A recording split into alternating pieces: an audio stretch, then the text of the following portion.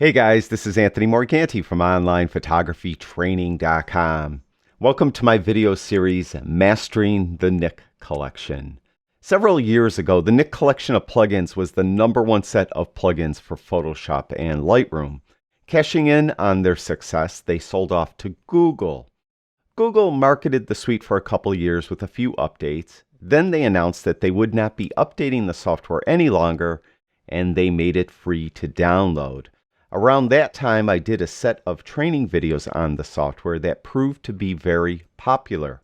Recently, the company DxO purchased the rights to the Nik Collection and announced that they would be developing and updating it. Although it's no longer free, it is nice to have a caretaker for this software because it is very good. With all the good things happening with Nik, I decided to update my training videos on the product. This new series will be more in-depth and thorough than the previous series. Please be aware that I have no affiliation with the company. I'm not being paid by them to do these videos, and if you purchase the software, I will not be making a commission on the sale. With that said, if you could do me a favor, if you like these videos, please click the thumbs up button and share them. Finally, if you can make a donation, I would greatly appreciate it. That info is in the description below this video, along with a link to my Code of Ethics statement. Let's get started. In this episode, we're going to take our first look at Sharpener Pro 3 RAW Presharpening. Now, when you looked at all the applications in your Nik package, you probably noticed that there's two different sharpening apps included. One is Sharpener Pro 3 RAW Presharpening, and the other one is Sharpener Pro 3 Output Sharpening. Nik subscribes to this so-called three-step sharpening method that a lot of people like to use. That is, one is pre-sharpening. You do that early in your workflow, and you would use Sharpener Pro 3 RAW pre-sharpening for that. The second step is later in your workflow, you may want to do some creative sharpening. Maybe sharpen the feathers of the bird, but not the background, or maybe you want to sharpen model's eyes, but not their skin. That's creative sharpening, and you would do that later in your workflow, and you could use Sharpener Pro 3 RAW Presharpening for that as well. Step 3 is output sharpening, and that is when your image is really done, but now you're either going to share it online or print it. So you do some output sharpening, and you would use Sharpener Pro 3 Output Sharpening for that. Now, neither one of the two applications work standalone. You have to use them as a plugin. And as you can see, I have Lightroom open. Now, I do recommend that if you shoot RAW and you want to use Sharpener Pro 3 RAW Presharpener, that you use the workflow I recommend, because I hate the name of this application, specifically RAW. Sharpener Pro 3 RAW Presharpening. It does not work on RAW files. It will only work on TIFF, JPEG, or PSD files. So I don't know why they named it that, except that I think they mean that you should do it early in your workflow. So with that said, you're going to have to take your RAW file and convert it to a TIFF, JPEG, or PSD. And when you do that conversion, some things get baked in to that TIFF, JPEG, or PSD, and they're more difficult to change than if you were working on the original RAW file. Most specifically is white balance. White balance is very easy to alter in a RAW file. You could just go to the Basic tab, go to the white balance dropdown and pick a white balance, or you could use the eyedropper or just move the sliders. Well, once you convert this or you create the JPEG, TIFF, PSD file from the RAW file, these settings get baked in. So it's a little more difficult to change your white balance. Not impossible, just a little more difficult. The other thing I recommend you do to your RAW file before you pre-sharpen it is choose your profile. Now you could switch profiles in a JPEG, TIFF, PSD, but it's slightly different in the RAW file. For example, with a RAW file, right now I have Adobe Standard profile applied. If I want to switch this profile to something different, it will completely remove the Adobe Standard profile and replace it with the new profile. Conversely, on a JPEG, TIFF, or PSD file, that profile, this Adobe standard profile, got baked into that. And then when I choose a different profile, it really just lays that profile on top of the Adobe, in this case, Adobe standard profile. So it's not the same thing. So I do recommend you choose your profile now too. After you do that, I recommend that you apply lens corrections. Now, this isn't as important. You usually could apply lens corrections to the JPEG, TIFF, or PSD, but you might as well do it now. I think get it out of the way. Now, once you've done that, you could send it over into the pre-sharpening program, but I do recommend that you do something else first. First of all, look under the Detail tab. See if Lightroom added any sharpening to your image. Many times with RAW files, for some manufacturers, you'll have sharpening set to either 25 or 40 in some cases. I've seen it on some cameras. It's not good to add sharpening on top of sharpening. So you don't want to sharpen in Lightroom and then sharpen in Sharpener Pro 3 RAW Presharpening. So take this down to 0 if there's any sharpening there. Furthermore, I recommend that you remove noise now. So either go to the noise reduction part of Lightroom right here and remove noise. It's always good to remove noise before you sharpen an image. It's just easier to do. And then it's another reason to use the pre-sharpener, because when you do remove noise, you are softening the image a little bit. So you might as well do it now and then sharpen afterwards. It works better, it's easier to remove the noise, and then the sharpening is more effective. If you do not want to use Lightroom's noise reduction sliders, you could use Define. So at this point, I would send it into Define to remove noise. Then I would send the image into Sharpener Pro 3 RAW Presharpening. So I hope that made sense. That's my recommended workflow. It's not written in stone. See what works for you. Now, for this demonstration, I'm not removing noise at all because I want to demonstrate in Sharpener Pro 3 RAW Presharpening what happens when it sharpens the noise and how you could deal with it, because it may happen to you. So I have this image. I'm settled on my white balance. I've settled on my profile. I applied lens corrections, and I brought sharpening down to 0, and I'm not going to do any noise reduction because I want to demonstrate what I'm going to demonstrate. Now I want to send it into Sharpener Pro 3 RAW Presharpener. I'm going to right click on the image, go down to Edit In, then I'm going to go down to Sharpener Pro 3 RAW Presharpener. And of course this dialog box comes up. And again, the only choice, because it doesn't work on RAW files, the only choice is to edit a copy with Lightroom adjustments. You have the choice of TIFF, PSD, or JPEG. I recommend TIFF. It just works faster, I found. It works best. Color space. By default, it's going to show sRGB. That's the smallest color space.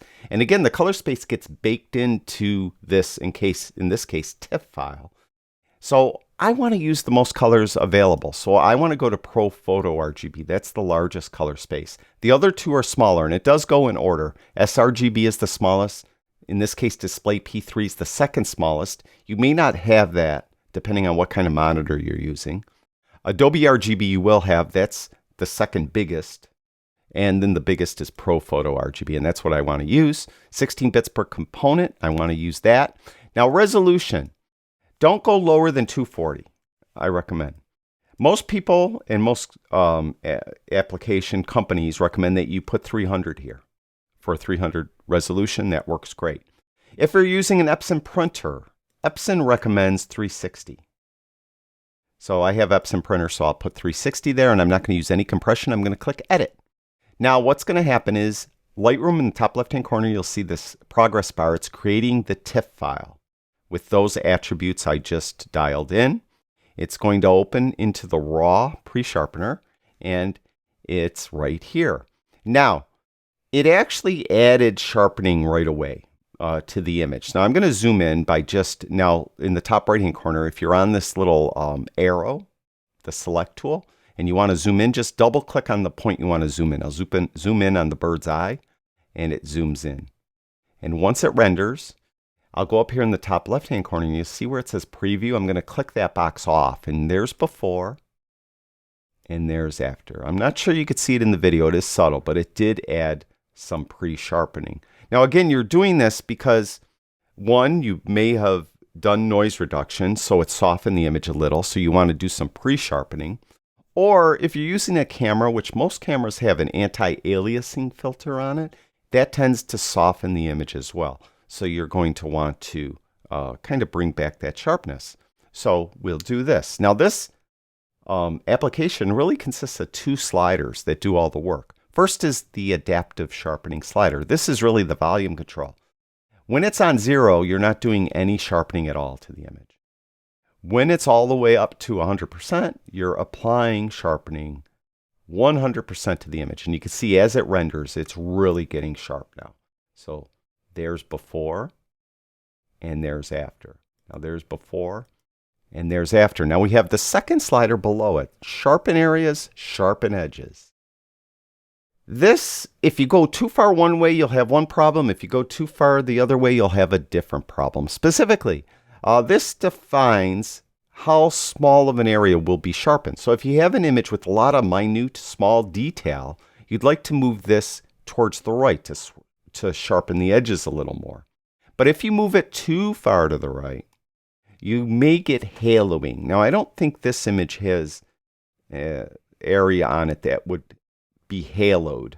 But what haloing is if you have a dark object in front of a light object, or vice versa, a light object in front of a dark object, that item that is in the foreground will tend to bleed or smear, and that's haloing. So like you have a dark telephone pole going up into the bright sky.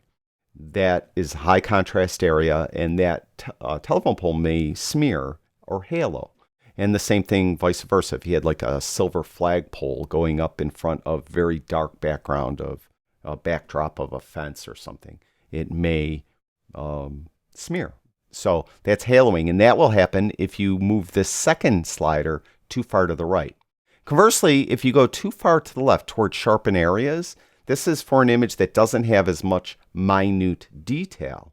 But what will happen is you'll enhance noise, and you can see how the noise is really crazy now. So you have to kind of pick the happy medium. Now there is a way you could deal with this if you can't really find that happy medium between these two sliders and you're still getting a lot of noise. Right below image quality, by default you'll be on normal. Now this was only at ISO 200, so it really wasn't high ISO.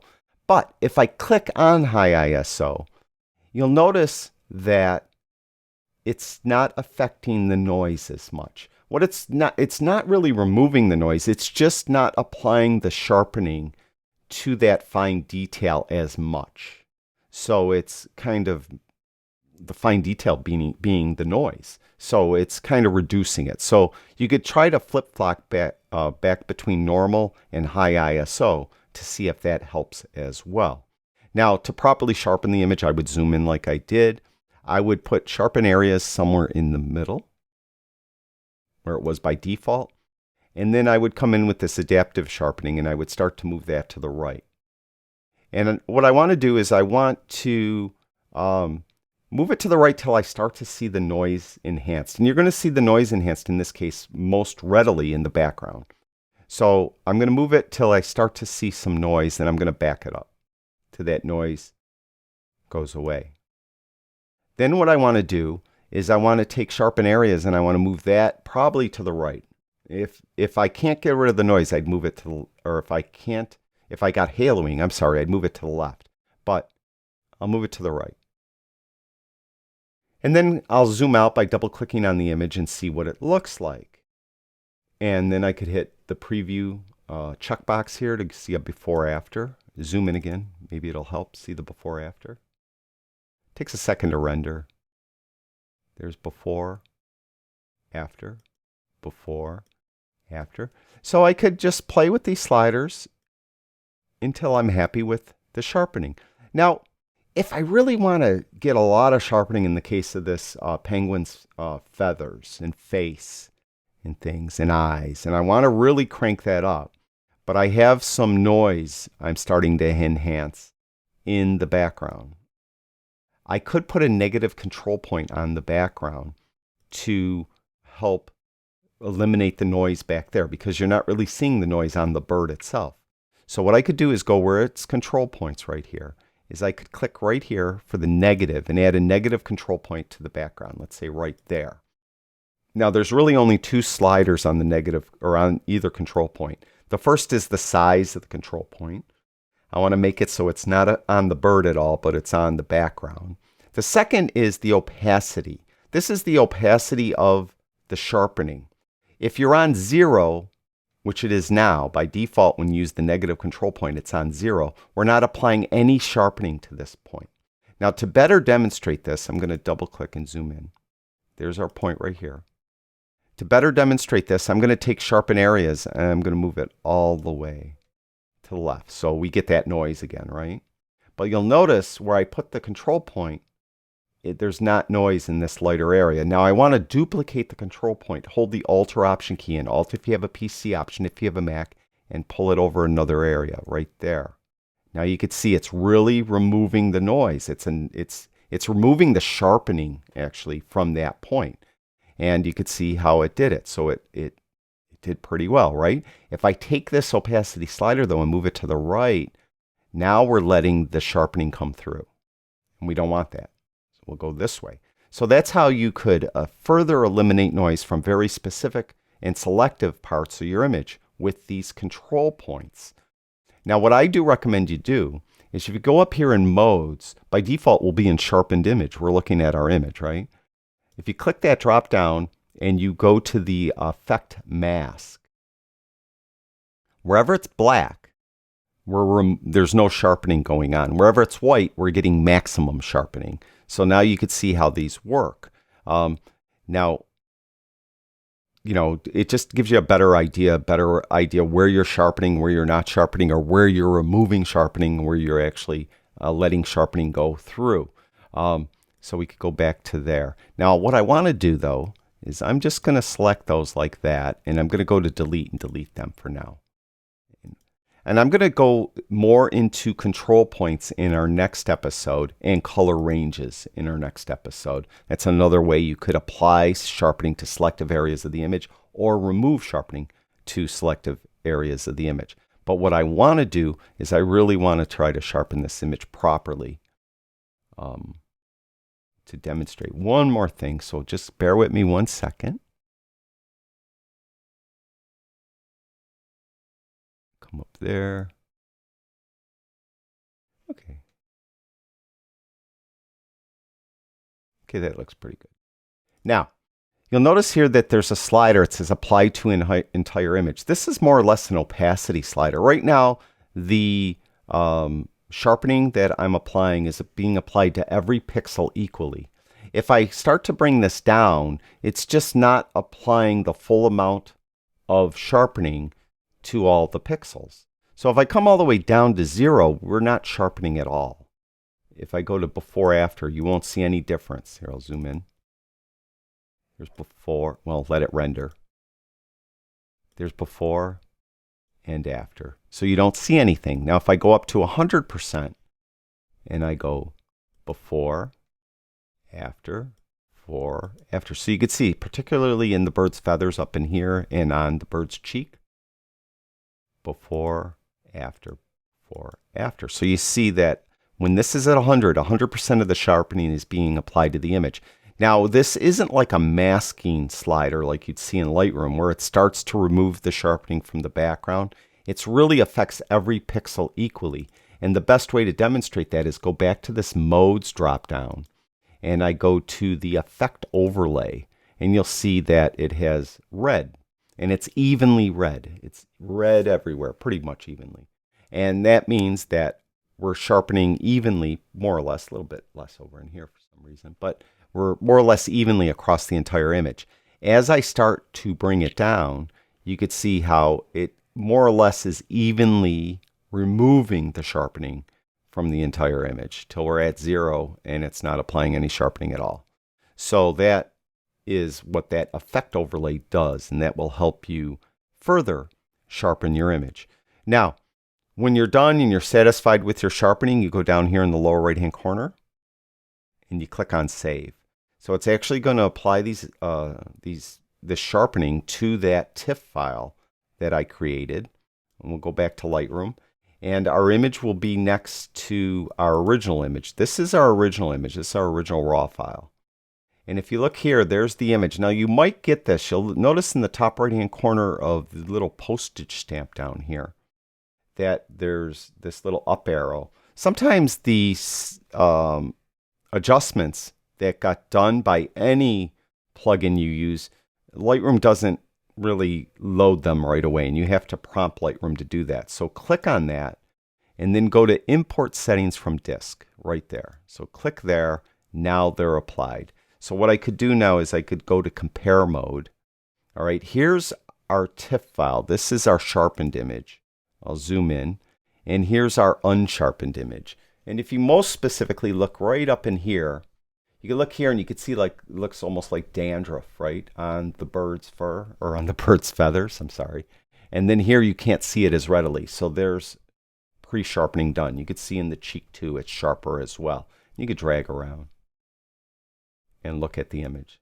And you can see how that pre-sharpener worked. Now again, with the pre-sharpener, you don't necessarily want to make it output sharp, ready to share sharp. This is just, even here, I probably over sharpened it a little bit too much. You just want to bring back some of that sharpening you may have lost by your camera's anti-aliasing filter, or by using a application, either Lightroom or Define or anything, to remove noise and it soften the image. Then you use this RAW Presharpener to bring that sharpness back. Now I would go in and I'd go to the Develop module and I'd start processing this image the way I want it. And then I may choose to do some sharpening in a creative way. That's step 2, right? Creative sharpening. Or I may skip that and just go to output sharpening when I'm ready to print or share the image. Now in our next episode, I'm going to demonstrate how to use Sharpener Pro 3 RAW Presharpening as a Photoshop plugin. And I'm going to show some of those other features we haven't covered in the application, and we're going to cover that in that video. Then we'll be done with Sharpener Pro 3 RAW Presharpening, and then we're going to finish up this entire series by covering Sharpener Pro 3 Output Sharpening.